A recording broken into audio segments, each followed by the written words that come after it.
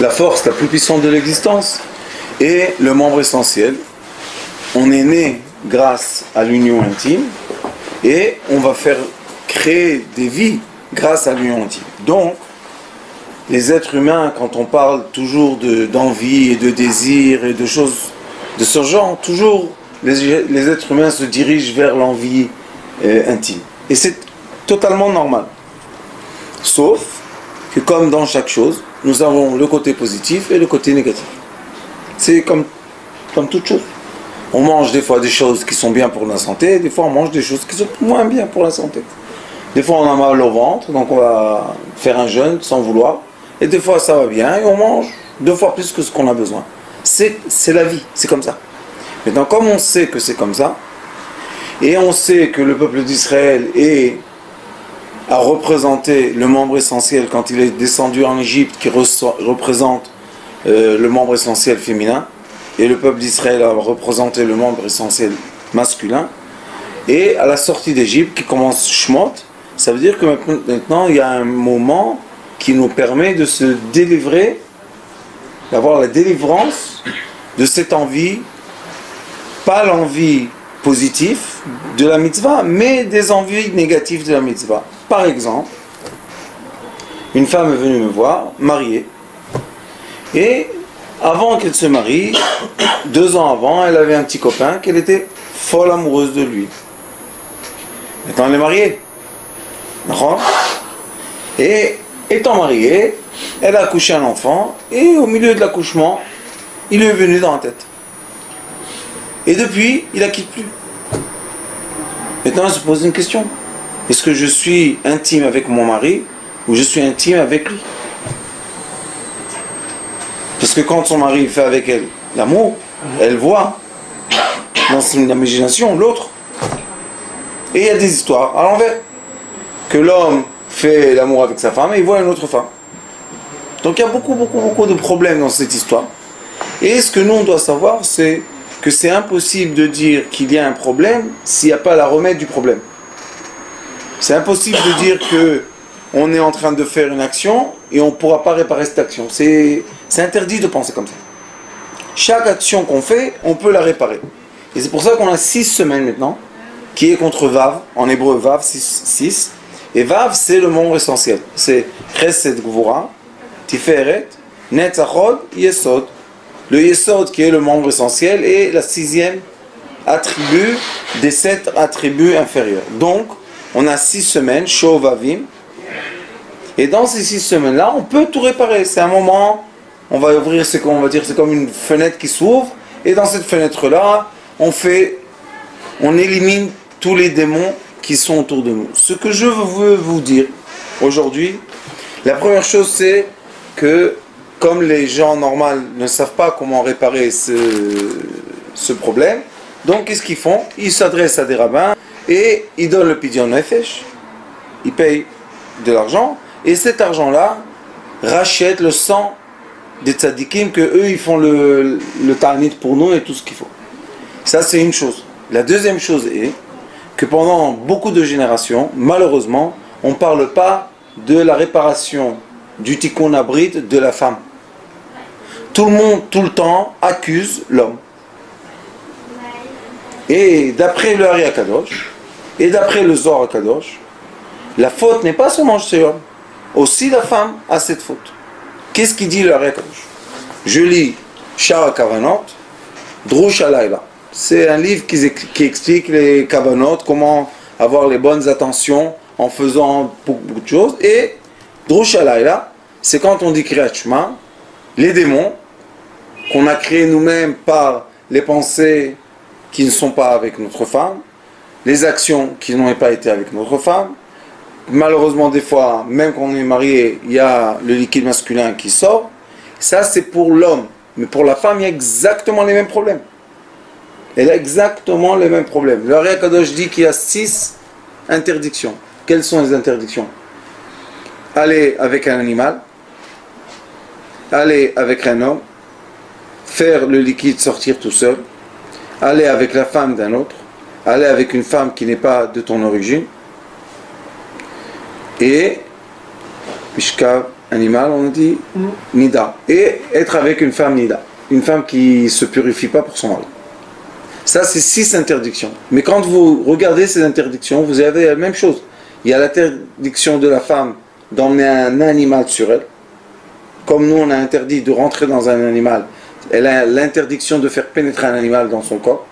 Et les gens pensent que ça n'existe pas, mais malheureusement, ça existe. Aller avec un homme ou avec une autre femme. L'homme a l'interdiction d'être avec un homme, la femme a l'interdiction d'être avec une femme. Être avec un homme marié. C'est comme nous, l'homme, il n'a pas le droit d'être avec une femme mariée. Faire sortir le liquide masculin, elle a un liquide féminin qu'elle fait sortir quand elle est toute seule. Et à la fin, se donner à un homme quand elle est nida. Elle doit elle-même se préserver de se donner quand elle est nida. Très simple, d'accord ? Donc on voit qu'il y a un équilibre. Comme nous, on a les fautes, eux, elles ont des fautes aussi.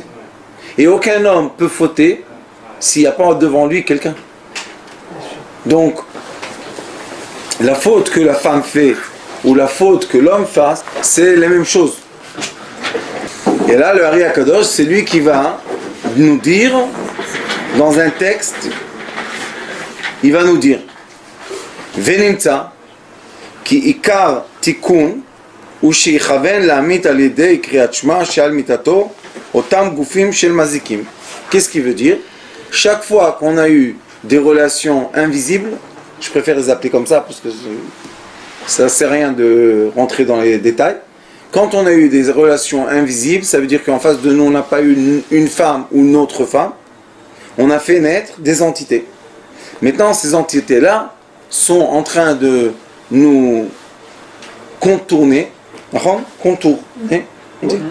Et elles prennent l'abondance qui vient du ciel vers nous. C'est elles qui prennent première. Donc, la personne, elle attend à recevoir, je ne sais pas, un chèque de 1 million de shekels. Elle reçoit à la fin 100 000. Elle dit, hey, où l'argent? Qu'est-ce qui se passe? Comment il s'est dépensé? Et il se dépense. Et on se dit, où? Pourquoi? Hey, qu'est-ce qu'il y a? Vous connaissez? Quand on dit, il n'y a pas de bracha, c'est-à-dire que l'argent ne se colle pas à ma main. Il vient, il sort, il vient, il sort. C'est qui? C'est les entités qui le prennent. Alors maintenant, on a 6 semaines pour rectifier ça. Très simple. On peut tous les nuits rectifier. Quand on dit Kriyat Shema avant de dormir, on les élimine. Mais maintenant, c'est un moment qui est capable, c'est un moment qui est fait pour. Alors il dit, Valiedeken yochal ha'ish hazeh, la'alot im nafsho otam haneshamot lemal el kedusha letaknem b'chol laila. Le Ari Akadosh, la shita qu'il a de réparer les entités, c'est pas chas v'shalom de les allumer, parce qu'on ne peut pas annuler ce qu'on a créé. Il dit, fais rentrer de la kedusha, de la sainteté dans ton esprit, dans ta vie, les entités vont monter dans l'esprit propre. C'est comme prendre quelqu'un qui est un voyou, le transformer en tzaddik. C'est exactement la même chose. Donc les entités qu'on a fait naître, au lieu de les faire souffrir dans l'obscurité, on va leur donner de la lumière et ils vont monter à leur place céleste. C'est magnifique. Moi, je vais vous dire la vérité, j'ai reçu la sagesse de mon Rav le yéménite. On travaille seulement comme ça. Même avec les gens, ceux qui me connaissent, quelqu'un vient, j'ai fait ça, je dis, ça va, calme-toi. T'as inventé quelque chose? Non. Alors, qu'est-ce que tu as fait? On est comme ça, on est plus pour positiver les gens que mettre l'angoisse. Vous savez, maintenant, la Chauvin, vous allez voir les pancartes sur les rues. Hey, il faut faire tikkun, et les gens, ils vont mourir, et ils vont... Qu'est-ce que... Ça date depuis le début du monde. C'est nous qui allons mourir maintenant? Non. Il faut tendre la main pour aider les gens à faire la réparation. Mais ce que je vous dis cette année, c'est que c'est une année qu'il faut commencer à introduire dans la tête des femmes qu'elles ont besoin eux-mêmes de rectifier ce problème. Parce qu'à quoi ça sert que l'homme rectifie et il vit avec une femme qui n'a pas rectifié? Donc les entités sont là présentes. Alors à quoi ça sert? Alors il dit Veda ki kmo shiyotzin mazikinelu min ha'adam hamotzi shichvat zera lebatala eyoto beli isha. Comme ces entités se créent quand l'être est avec une femme, c'est-à-dire quand l'être est sans une femme, et ça s'appelle le liquide masculin qui sort pour rien, il dit Kachaisha De la même façon, la femme, elle crée des entités quand elle est sans un homme. Et on voit qu'il y a l'équilibre. Quand l'homme est sans femme, il y a des problèmes. Et quand la femme est sans un homme, il y a aussi des problèmes. Où on a trouvé ça? On a trouvé ça aussi dans le Tikkun Zohar. Quand le Tikkun Zohar dit que quand la femme est libre, le mauvais penchant a la permission de l'utiliser. Et quand l'homme est libre, le mauvais penchant féminin il y a l'autorisation d'utiliser l'homme. Qu'est-ce qu'ils font?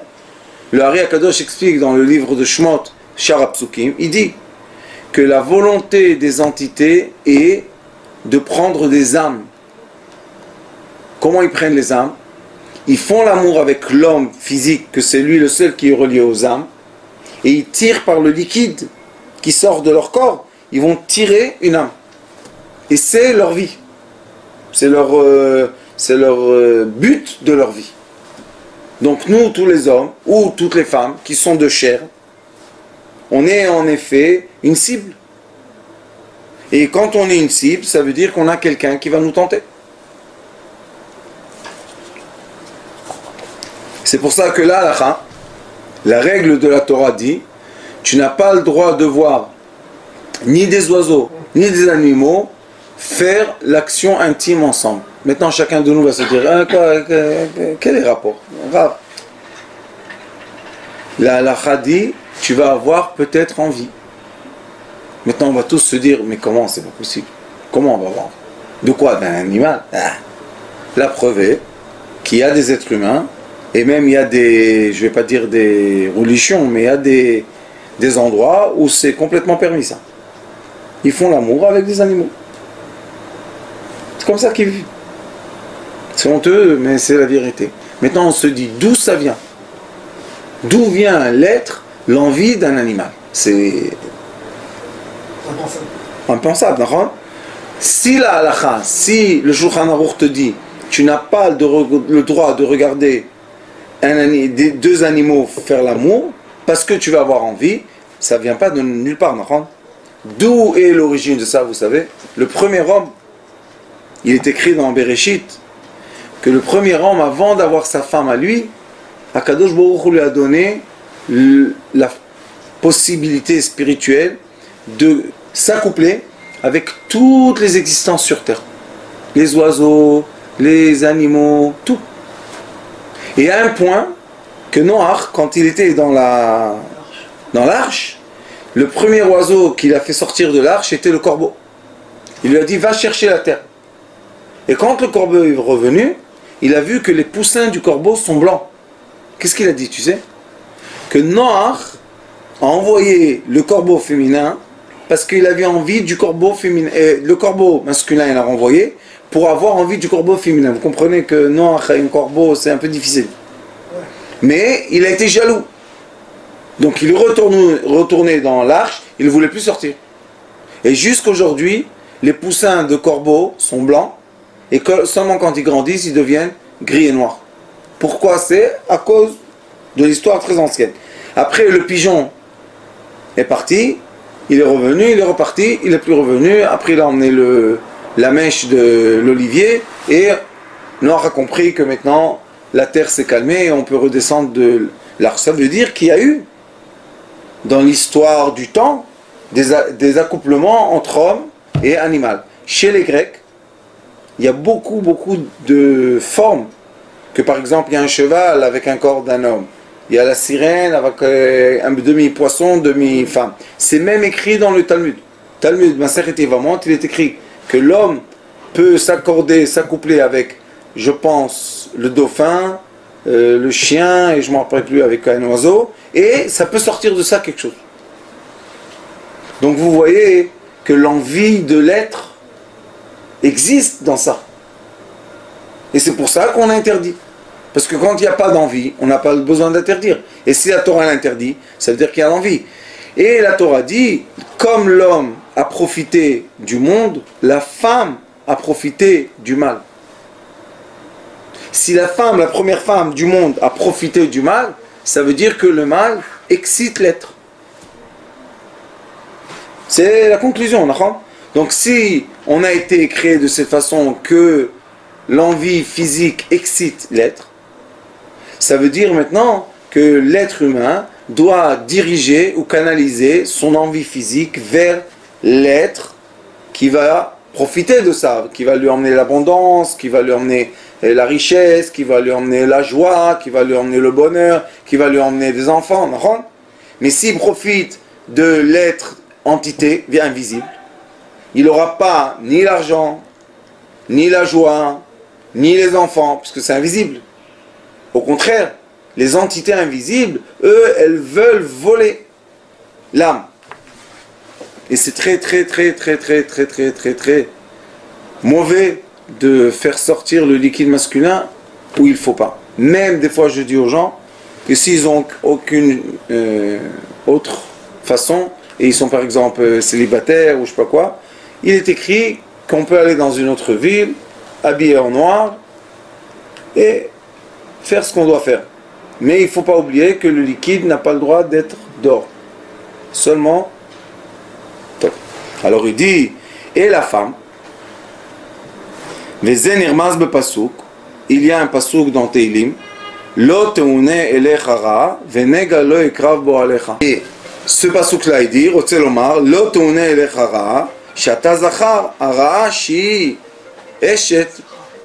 ça veut dire quoi? Que le mal de l'homme, c'est la femme invisible, c'est la femme du démon. Elle a un nom.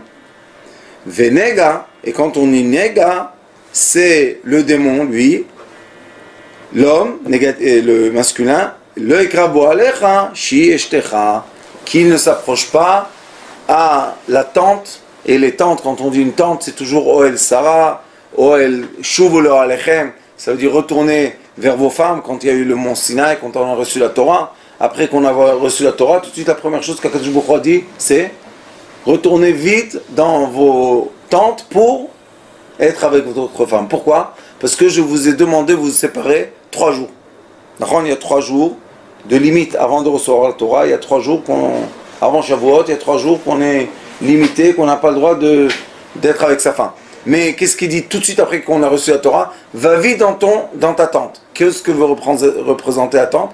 La tente représente la femme. Ça veut dire, va vite récupérer ta femme. Pourquoi? Parce qu'on sait que le liquide masculin vit à une longueur de vie dans le corps de la femme 72 heures. 72 heures, c'est Ain Bet. 72, c'est le Chesed. Ça veut dire que le Chesed de l'homme, la miséricorde de l'homme, adoucit la rigueur de la femme.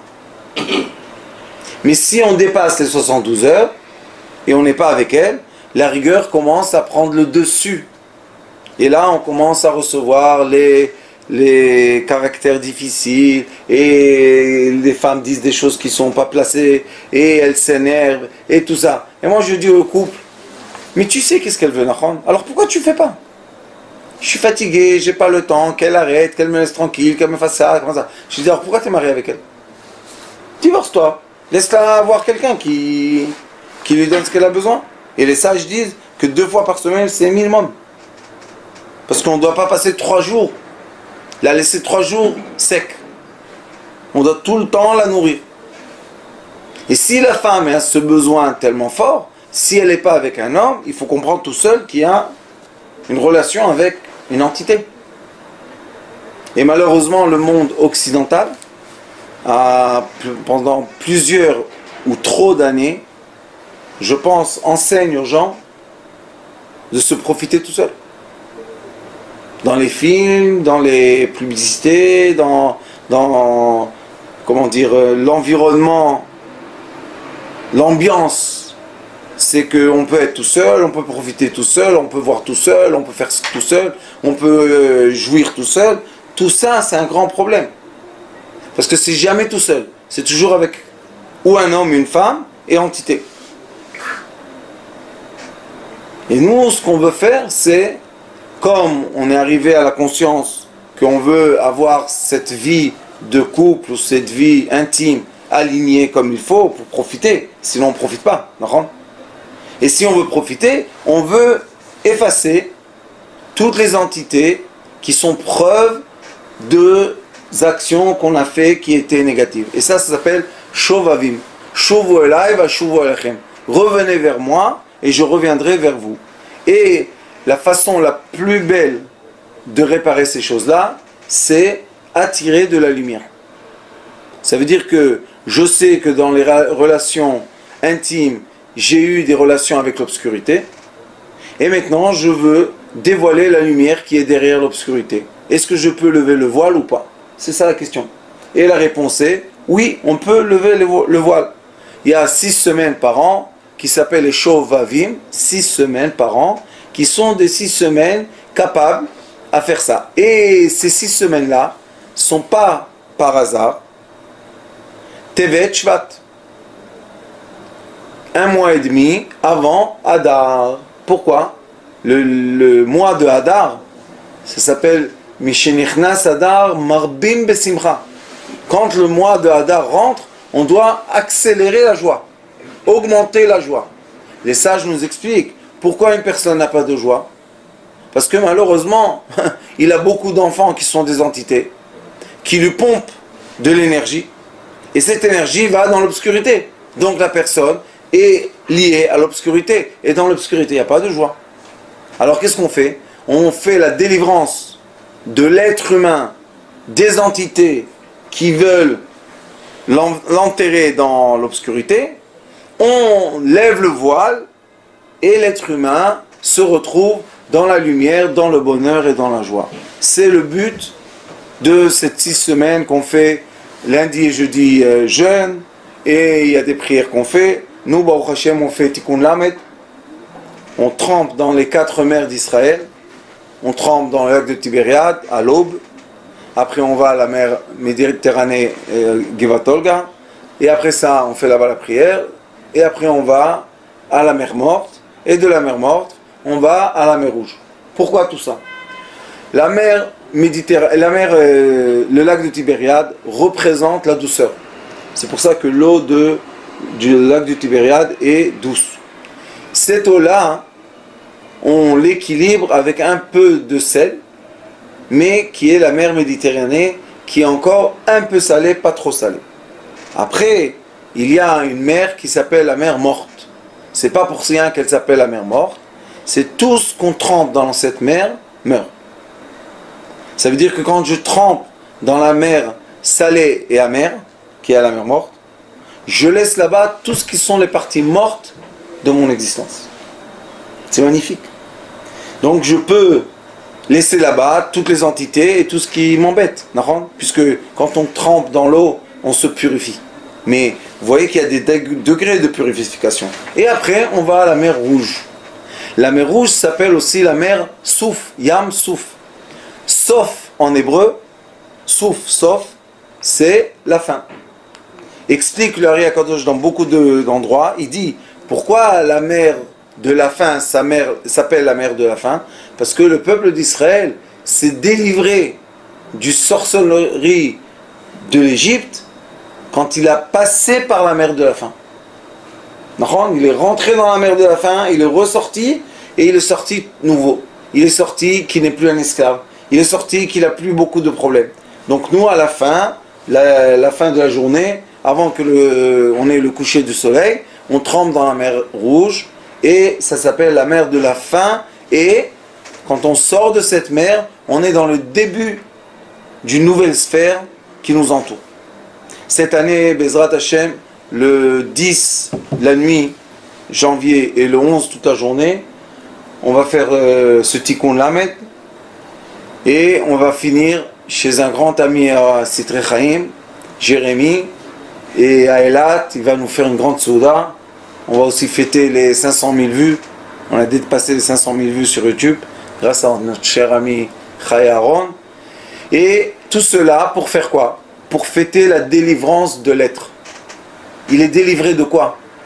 Il va se permettre l'accès à une nouvelle sphère, que dans cette nouvelle sphère qu'il va vivre, il n'y a plus les entités qui lui prennent son abondance, qui prennent son temps, qui prennent sa pensée. Vous savez que quand un homme ou une femme rentre dans leur tête une onde d'envie physique vers quelqu'un, c'est très très difficile.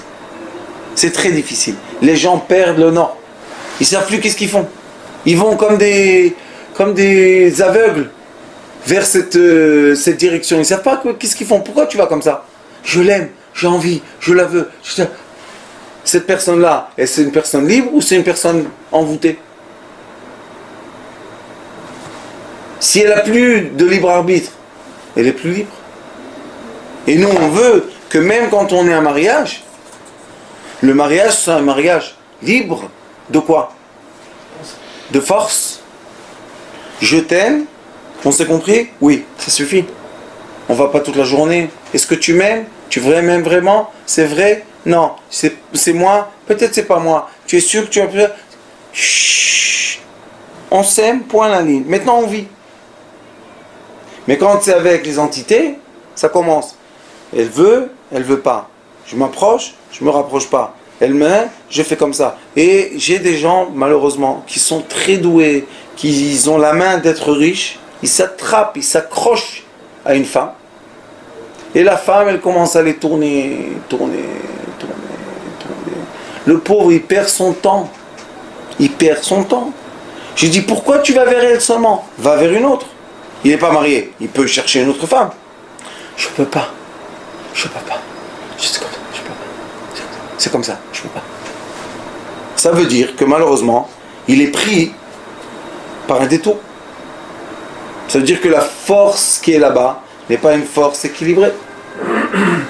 Et si ce n'est pas une force équilibrée et que la personne n'arrête pas de fantasmer de l'autre femme, il est lié avec elle un fil invisible. Et maintenant, ils sont accrochés les uns les autres. Donc, on a deux esclaves. On a deux personnes qui sont esclaves. Est-ce qu'on peut, en étant esclave, se rapprocher de notre âme? Non, puisqu'on donne nos sentiments à l'esclavage. Mais si je suis libre, et j'ai un amour libre, que je sais que ma femme elle-même, point à la ligne, on n'en parle plus. On ne remet plus en question ça. Qu'est-ce qu'on fait? On évolue notre amour, on évolue nos relations, on évolue notre intimité, on étudie de plus en plus comment faire et quoi faire, qu'est-ce qu'il faut faire. Baruch Hashem, ça veut dire qu'il y a une bonne relation, qu'il y a une relation de vie. Mais quand, malheureusement, cette relation-là n'est pas en équilibre, maintenant il y a les doutes. Et quand il y a les doutes, on permet aux entités de nous approcher. Pourquoi? On est mélancolique, on est nerveux, on crie. Toutes les ouvertures spirituelles qui permettent aux entités de pénétrer la personne. Et ça, c'est très dangereux. Parce que les entités, il faut savoir, elles ont un but. Te faire plaisir au maximum pour prendre le liquide. À la femme et à l'homme. Et si cette année, Baruch Hashem, les femmes aussi vont commencer à faire cette réparation de 6 semaines, maintenant on va commencer à avoir dans le monde un équilibre de quoi? Féminin, masculin, que les deux veulent se libérer de quoi? Des forces des entités. Et là on peut avoir des rencontres de être humain à être humain. Et non pas rencontre d'être humain féminin avec une entité masculine, ou bien un être humain masculin avec une entité féminine. Ça fait du mal dans le monde. La preuve est qu'il y a déjà des pays sur Terre que la population ne peut plus se rattraper. À force d'être seul, une génération, deuxième génération, la troisième génération n'arrive plus à rattraper. C'est le Japon, c'est le Corée, c'est l'Europe. Il y a 3-4 pays en Europe que c'est fini. Comme il n'y a plus de mariage, il n'y a plus d'enfants, ça ne se rattrape plus, il n'y a plus de naissance. S'il n'y a plus de naissance, il n'y a plus rien à faire. Donc quand on est dans la solitude, on est dans la destruction de quoi? Du monde. Si on détruit le monde en général, ça veut dire qu'on a détruit le monde personnel. Et c'est quelque chose de très naturel que l'être humain, homme ou femme, veulent des descendances. C'est naturel. Ou bien que l'homme et la femme veulent un couple, veulent avoir quelqu'un à côté d'eux, à leur côté. Le Shlomo Amelech, le roi Salomon dit, pourquoi il faut deux? Quand un tombe, l'autre le relève. Quand l'autre tombe, l'autre le relève. Mais quand tu es tout seul, tu tombes, qui te relève? Personne ne te relève. Et surtout pas les entités. Alors ici, il y a toute une étude qui explique, on ne va pas étudier tout ça parce que c'est très très long, mais il y a toute une étude du Rav, du Ari Akadosh, qui dit qu'il faut faire très très attention de ne pas être connecté ni femme ni homme aux entités invisibles. Et Bezrat Hashem, j'espère qu'on va avoir beaucoup de participants qui vont partager avec nous ce tikkun magnifique, hommes et femmes. Vous pouvez envoyer les noms, donner les noms et donner le pidyon. Et Bezrat Hashem, qu'on sorte de ces 6 semaines et on rentre au Hadar vraiment en joie. Pourquoi? Parce qu'on est libre de tout ce qui pèse sur nous et qui est invisible. Baruch Adonai l'Olam. Amen. Amen.